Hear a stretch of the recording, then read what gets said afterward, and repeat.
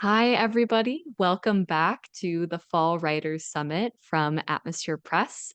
As a reminder, I'm Hala Alawi, Atmosphere Press's book publicity and events manager. And thank you so much for joining us for this summit talk. In this talk, we're going to be learning about how to get your book ready for contests with our guest, Jendi Reiter. Jendi is an award winning author and one of the judges of the North Street Book Prize, so they've got insights from both sides of the process to share. At any time, please do use the Q&A box at the bottom of your screen where you can send in your questions for Jendi. And you can also check the answered tab in that Q&A box to see answers to questions that have already been posed. Just for attendees of this talk, we're running 3 giveaways. One free book-length critique by winning writers managing editor Annie Midla, which is a $240 value. One free copy of Jendi's latest novel origin story, and one free copy of Jendi's poetry collection, Made Man. If you want to take advantage of this opportunity to polish your finished manuscript before publishing, which is the book length critique, make sure to put your book's working title in the chat, and we're going to announce the winners at the end of this talk, as well as winners for the free book copies, too. Also, this talk is brought to you by Winning Writers, sponsors of the North Street Book Prize. Based in Massachusetts and entering its 25th year, Winning Writers is a resource for poets and writers full of advice on submitting to contests, as well as crafting your manuscript, navigating the publishing industry, and celebrating great work. Subscribe to the free Winning Writers newsletter and receive access to the best free literary contests, an online database of 200, or actually more than 200, poetry and prose contests, which are free to enter. Submissions for Winning Writers North Street Book Prize are accepted between February 15th and July 1st. Books that have been self-published or hybrid published in any year are eligible. In 2026, Winning Writers will award $23,500 in cash and substantial additional benefits from co-sponsors in the publishing industry. Atmosphere Press author Daniel Victor won the $10,000 2023 grand prize, so we are especially proud to work with Winning Writers to bring you this talk. You can learn more about Winning Writers and the North Street Book Prize from the links in the chat. And with that, I am thrilled to introduce our guest speaker. Jendi Reiter is the author of the novels Two Natures and Origin Story, both from Saddle Road Press, the story collection An Incomplete List of My Wishes from Sunshot Press, and 5 poetry books and chapbooks, most recently Made Man from Little Red Tree. Their poetry collection Introvert Pervert is forthcoming from the Word Works in 2026. Awards include 2 Massachusetts Cultural Council Poetry Fellowships, the Oscar Wilde Award from Gival Press, and the Saints and Sinners Literary Festival Award for LGBTQ poetry. They're the editor of the writers' resource site, winningwriters.com, where they serve as final judge of the Winning Writers North Street Book Prize for self-published and hybrid published books. Jendi, the floor is yours. Thank you so much, and thanks everybody for joining me. I've been entering contests since the 80s, so I've also been judging, as Hala said, a lot of contests over the years. So I will share with you some basics. I will start with some just basic stuff about formatting because making a professional impression is the first step. So you want to organize your manuscript in such a way that it really feels like a complete book.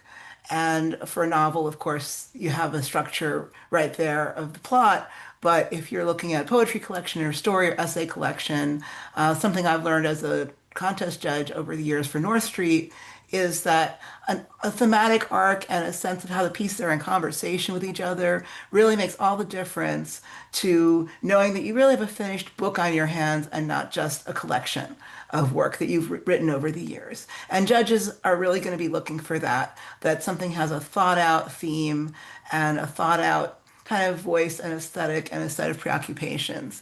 So what I do is I'll just put all the stuff on the floor, I'll print it all out and shuffle it around and just look at it visually, get out of my head and really feel what pieces are in conversation with each other, what pieces are redundant, and see if an arc develops and organize the book around one or two of those thematic or narrative arcs. And if you see other strong pieces that don't fit in that collection, you can have another collection. Don't feel like you have to jam everything in there. That's really the advice that I would give, especially people who've been writing for a long time, is don't lead with some sort of collected works. Really break it up into, 200, 300 pages for prose, 80 pages for poetry at the most, and make it tight and save the rest for another book. If you want to know more about this particular topic, Annie Midler, our managing editor, has a blog on the Winning Writers site called Annie in the Middle. And she and I worked on a blog post very recently about turning your collection into a book. So I encourage you to read Annie's blog post about that. Another thing about your organization of your book, now I'm thinking of things that are a single piece, not a collection, a novel or a memoir. It's very important to think about the structure. That's another aspect of your book that's going to distinguish it in a contest. Is it does it have a structure that works with the form, with the content? Is it sophisticated? And does it show that you've thought about organizing your book around a pivotal moment or important slice of life and not just everything that's happened to you since you were born or everything that happened to your characters, but really narrow it to a pivotal event, its immediate context. And especially for memoir, where I find an embarrassment of riches is the biggest problem for an author. You have so much information because it's your whole life. That's why I don't write memoir, honestly. I write fiction because I only have to make up the stuff I need. But for a memoir, you might feel like you can't see the forest for the trees. So it really stands out to me as a contest judge when I see that somebody's thought through what is the premise of my story. What is the topic? And does the name of the book, does the back cover of the book, if you're submitting a self-published book, or does the synopsis of it for an unpublished manuscript uh, really deliver on what's going to be in the content. Often in the contest, we'll find a book that looks like it has a really good premise and a title that speaks to that premise, but then the content wanders from that premise. And so you want to make sure that what you're saying the book is about is really what it's about, and you're not meandering and you're not putting in too much irrelevant information. It's great if you have lots of minor characters and lots of subplots because you can take those out and write a sequel, or you can write another memoir about another thing in your life. But the important thing is that you don't want to jam everything into a single book, just as I said about the poetry or the short story collection. So again, Annie's written some good blog posts about that. Um, I would really encourage people, especially for a book length work, to hire an outside developmental editor. There's lots of freelance critique services, including Annie's service at Winning Writers, others that are on our resources page at Winning Writers under self-publishing resources or services for writers. We recommend several developmental edit and copy editing services. Just that last touch. I can't tell you how many times in the North Street Book Prize we've gotten books that are like, oh, I love this book. I love the premise. I love the writing. Structurally, if it had one more round of refinement, it would have won a prize, but we just can't put it over the edge. So I think it's very important to have that other set of eyes on it. Um, Now, just down to the nuts and bolts. Typos are bad. Do your own copy editing, do your own proofreading. The thing about the contest world is you're going to be sending your book to a small press or a university press. Those are the folks that run contests. And those presses are fantastic. They often do great book design. I have found that they really don't have the staff a lot of the time to do a real close edit. And I've found typos in some incredible books from great presses. So if you can clear all that stuff up before you send the book out, you are communicating to the editor that you're somebody who is willing to put in your share of the work to make the book successful. It shows a certain amount of self-awareness and detail-oriented professionalism, willingness to show up and do the work that I don't know, I think that that really appeals to editors to know they're not going to have to hold your hand with those kind of mechanical things. Something else I found really useful when sending my own collections, my own poetry collections out, is to maintain a separate file for the acknowledgments page and also a spreadsheet of where my poems get published. And so when your book finally gets accepted, you will have a document that you can send to the publisher and say, hey, the acknowledgments page in the manuscript I submitted 6 months ago to this contest is out of date. Here is the updated one with the new publications of poems from this manuscript. So that's just a way to keep yourself organized, to know you're giving credit to all those other presses that have given you awards along the way. And also, it's a good way to keep track of who might review or blurb your book when it's finally out. So all of these things have multiple benefits to them as well as just making you look professional. In terms of just what your manuscript should look like, uh, don't get fancy, don't put in illustrations, don't use funky fonts. It's very hard to read. Just use a standard 12 point Verdana times Georgia. I like Garamond. It's a little small, but it looks pretty. Um, and if you can't figure out how to do table of contents in MS Word, because I certainly can't, just do it by hand. Just have one. Uh, Poetry, single spaced, prose double spaced. And there's plenty of resources out there about what it should look like, but just think simplest is best. So let's see. I'm going kind of fast. I talk kind of fast, so sorry about that. Um, Contest as a path to book publication. I think I just want to talk about contests in general because there's a lot of mixed feelings people have about paying to get your work read. And I certainly understand it can get quite expensive to send out all those submission fees. On the other hand, a reputable contest isn't making a lot of money on what they're doing. At Winning Writers, we spend lots of money on the prizes, as Hala mentioned. We have a lot of large prizes for our winners.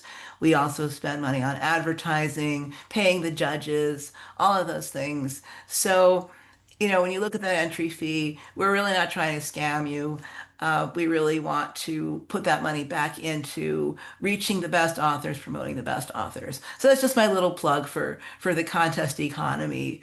Uh, and unfortunately, contests really are the main way to get your poetry book published. Agents don't really consider poetry collections because there's no money in poetry for them to get a cut of. And although prose authors have the option to look for an agent, that can be a crapshoot. And I've certainly heard from people who've published with traditional presses that they often had to do a lot of their own legwork anyway. So, don't get me wrong, it's great to be published by a traditional press. It's fantastic to get an agent. But if what you really want is the satisfaction of getting your book out there while it's still timely, I would suggest you also pursue the contest track. Um, Now, alternatives to contests like self-publishing, hybrid publishing, going to MFA programs, those can also be strategies you can pursue concurrently. And you'll find, I guess, as you research contests that, some of them seem more useful than others, and that's kind of what I want to talk about later on in this presentation. I also just want to mention some of my contest paths to publication because they were a little bit indirect. None of my books that have been published are actually poetry contest winners per se, but the contest played a big role in me getting them published. So that's where you want to have a kind of multi-part strategy. Uh, when you think about getting your book published in contests, you should also think about sending individual pieces, stories, essays, poems, excerpts to publishers who also publish books, because that was how I discovered Little Red Tree, or was discovered by Little Red Tree, that published my last two collections. I won a individual poems contest from them, and then they published Bullies in Love, and then they invited me to submit Made Man, and there you go. But it wasn't a poetry book contest. Another opportunity I recently had was, as Hala mentioned, the Saints and Sinners Festival, which is a great festival in New Orleans for queer writers. And I won their poetry contest. And then I met a lot of great writers there, some of whom offered to publish things of mine or to blurb things that I'd written when I had my book out. So contests can be a way to build not just a publisher for a particular collection or a particular novel or memoir, but also to network and to get a sense of uh, what's out there, who is good to work with, and how you can make connections with editors that might help you out later on. Uh, I'm not sure my path to novel publication is as generalizable since I found Saddle Road Press through the editor sending subscriber news to winning writers. But that's just the kind of literary community networking that you just never know where it's going to lead you.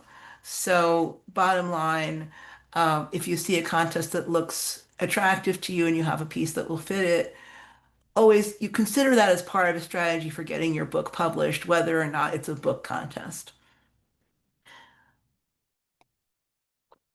So how do you decide which of the hundreds and hundreds of contests out there are the right ones for your book? And right now, Winning Writers publish profiles in our database over 200 free contests. But back when we started, we were trying to profile all the fee charging contests as well. And that database grew to be so large that we couldn't maintain it anymore in a cost-effective way. So that just goes to show you there's thousands of contests out there, and how do you choose the one that you're going to spend your budget on?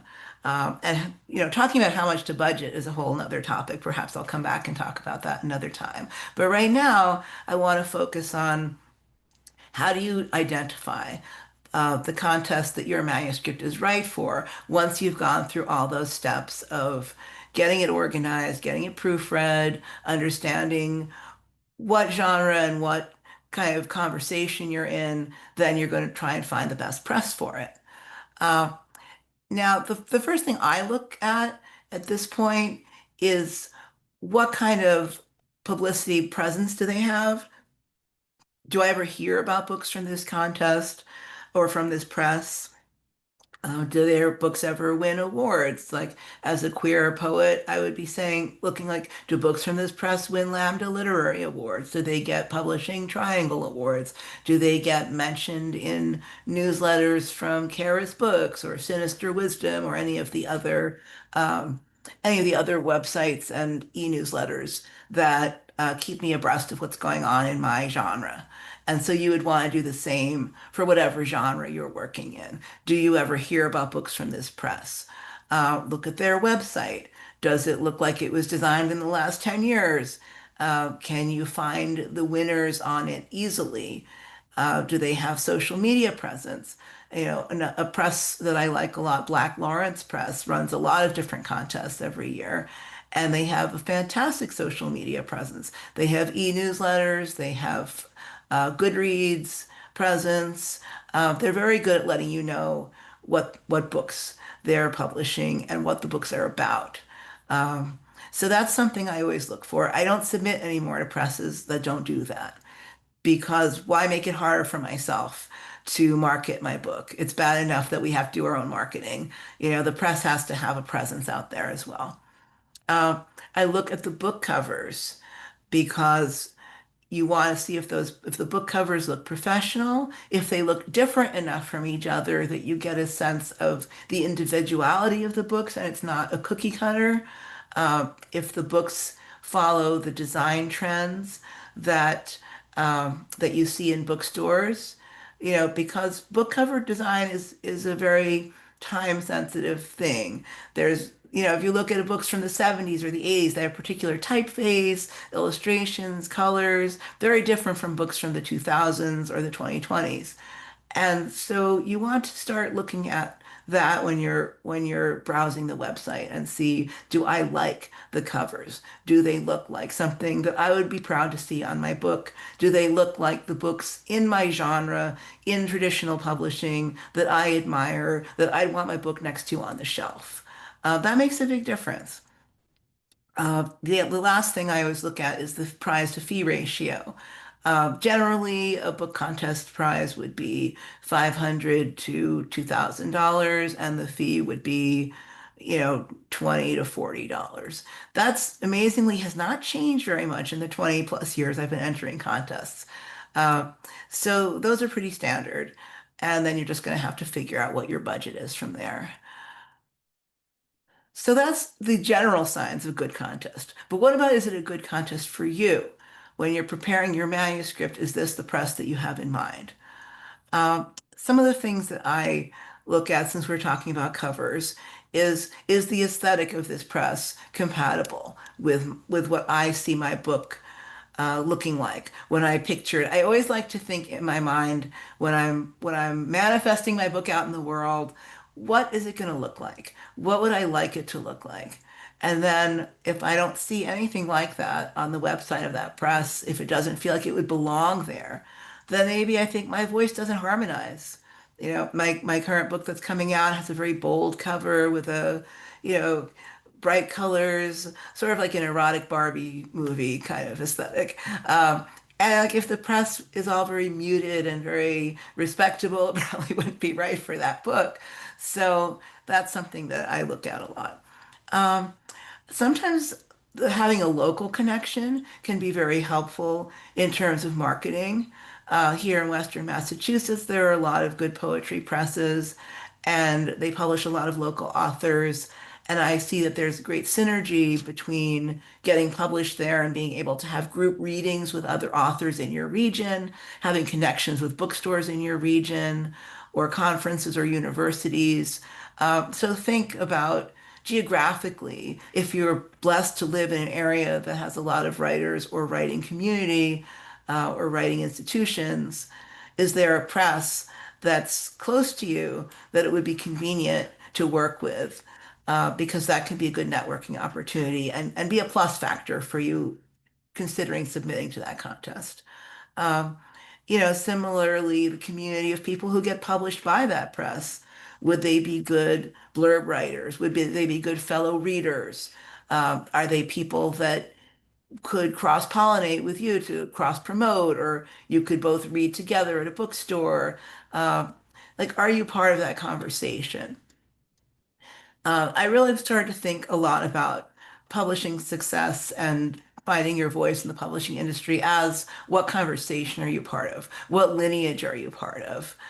Which authors, ideally, if you're like, wow, I really wish that author I admire would read my book, I'd love to talk to them about the way they've influenced me. I'd love to have that person love my book because they're my ideal reader.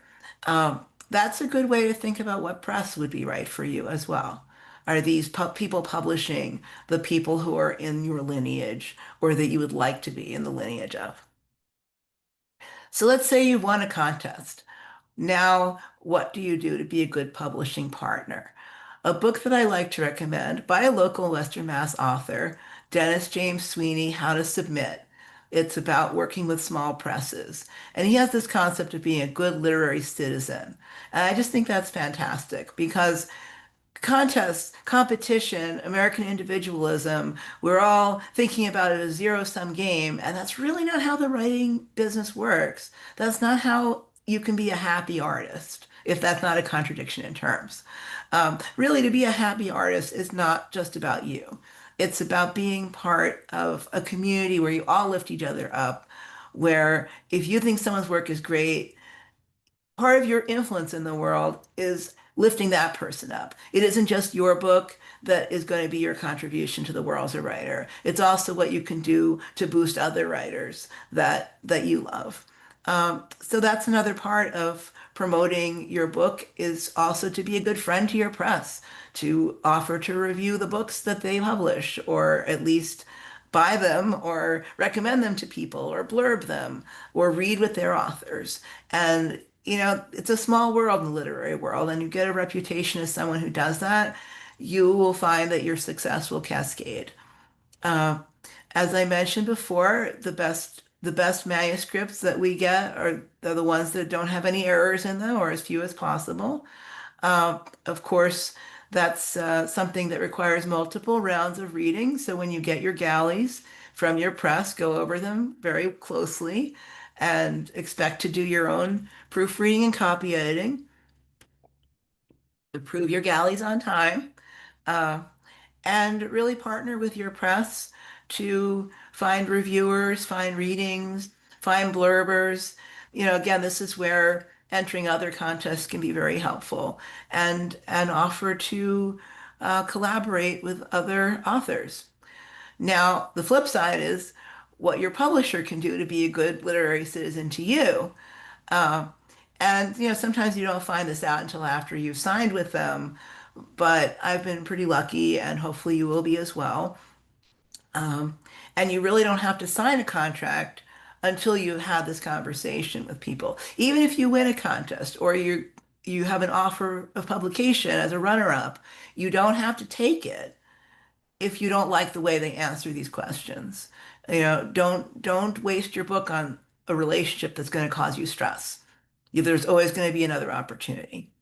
So some of the things you want your press to do for you is to cooperate with sending your book to published book awards.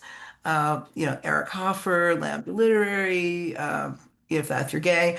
Um, there's lots of published book awards. We profile some of them on our website. Um, so you're going to want your press at least to bear some of those expenses, at least to provide some copies, to pay for some of the fees, maybe do some of the mailing, depending on how big your press is. It shouldn't be all on you. Um, you want somebody that's going to respond quickly to your messages, that will stick to the production schedule, and that will get you advanced reading copies in time to send them out to the big review outlets, which want your galleys at least 3 or 4 months in advance. Um, and when you have your contract, make sure it spells out all these obligations, who's going to pay for what, when the books are going to be delivered.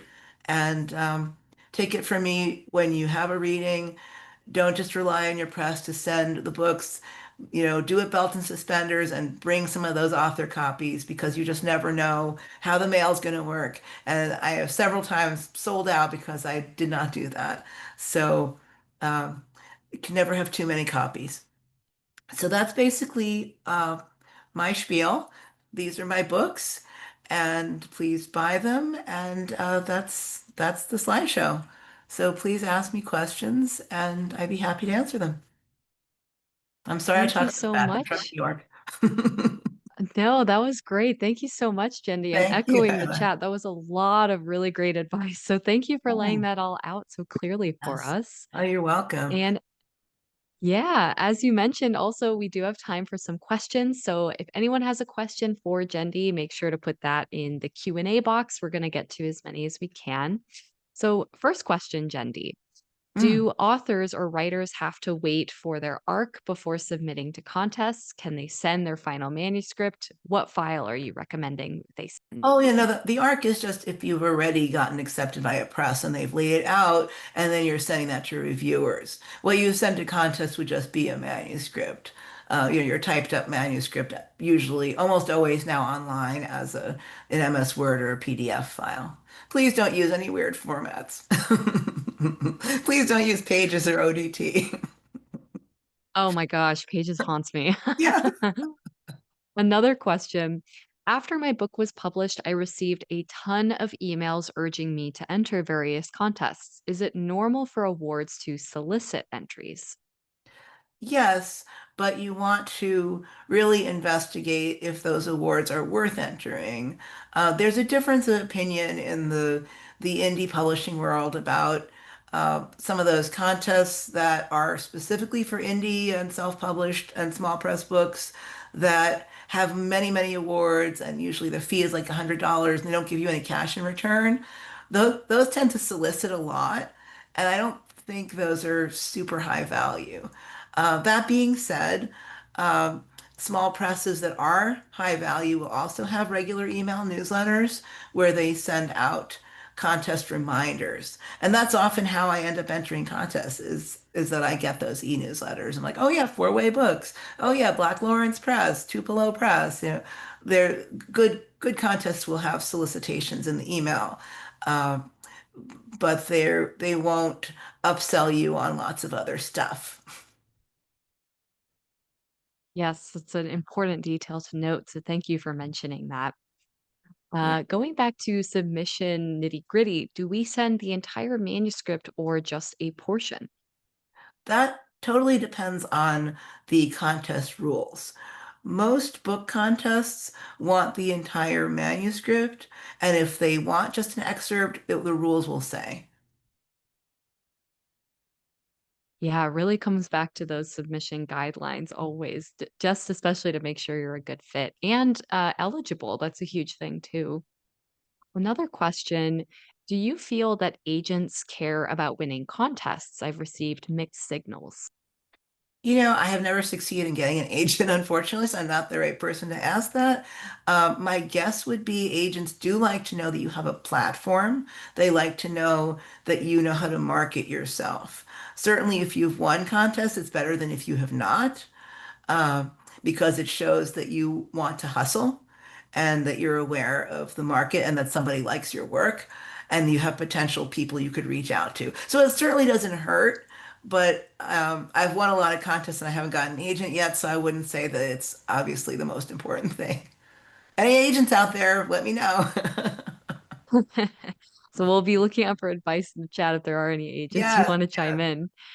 In the meantime, how long does it usually take for a book to be read or to be seen after it's been submitted? Good question. Usually a book contest takes at least 6 months. A really good contest will tell you when they're going to announce the winners on their website. A lot of contests, unfortunately, do not give that information. But if they take more than a year, something has gone wrong. And that would not be a contest I would submit to again because they clearly don't have a very well organized staff. I'm very judgy about these things because we really try to be clear about our deadlines at Winning Writers, and I can be very frustrated with contests that take, an indefinite amount of time and never get back to you. If a contest never gets back to you, don't submit to them again. They don't know what they're doing. Totally. Respect, it's a two-way street, right? Mhm. So that Exactly. plays and comes into play here too. So, as a contest judge, what do you find super exciting in a manuscript you're judging? That's a great question. I like when immediately I feel like there's a love of language, that there's a fresh way of describing things, there's no cliches, um, there's a sense of atmosphere. In a novel or a memoir, I really like to be grounded in a place and time. Um, I know sometimes in literary writing these days, there's kind of a trend to be sort of a consciousness floating in space. And that gets a lot of prizes, so don't just look at me as the arbiter of everything. But I personally like to know where I am and what's going on, what year is it, where am I, and then just have immediately a sense of the reality of that location, of that milieu, and those people.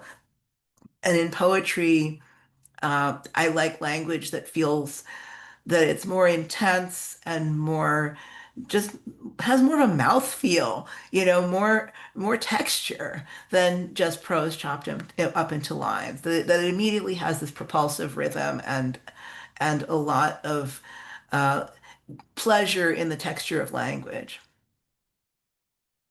Totally. I can totally see what you mean, especially about atmosphere and being dropped into this place. Hmm. Those are some of the most memorable books I've read, so that Yeah. totally makes sense. And we've just got time for one more question. So this one is, does submitting a manuscript without a cover image diminish my chance of placing? Oh, absolutely not. Don't send images. Contests don't need that. If your book gets picked up, then you can work with them on cover art. But if we're talking about unpublished manuscripts, you should only send the text. Even with children's books, which is not really much of a contest market, they generally just want the text and they're going to pair you with their own illustrator. So I would say don't worry about that. It's great to have a sense of what you want your cover to look like, because I think that helps you focus on what your book is going to look like in the world, who it's going to reach, and what it's about. But don't send the image. Got it. Well, that is all of the time that we have for questions in this talk. But Jendi, Reiter, thank you so much for sharing all of this knowledge and advice and information. I mean, this was like the best possible info dump we could get. So I think this was a really great chance to hear this from you. And thank you to everyone in the audience for engaging as well. I just want to say that that Alice in Wonderland geek out that was happening in the chat was I very much loved that. So that was great to see. But anyway, the next talk today will be about energizing your social media presence with Atmosphere's social media manager, Carly Fitzgerald. To rejoin the Zoom for Carly's talk, you'll just click the same link you clicked to join the Zoom for this talk. And while you're in the digital waiting room, you can enjoy excerpts from the audiobook Panacea: The Age of Ag by Richard Carson Bailey. Thank you again to this talk's sponsor, Winning Writers. Win cash prizes for their award initiatives, particularly the North Street Book Prize, which will open for submissions in February. I did put a link in the chat for that, so make sure to bookmark it so you're ready to submit as soon as that opens. Thank you And so I'm much, happy to. everybody. Thank you for Oh, yeah, listening thank you. and wish me luck as I read all the North Street semi-finalist entries this winter. Oh, very exciting. The timeline is closing in, so we'll have to tune in for those announcements too. But in the meantime, I'm happy to announce this talk's giveaway winners.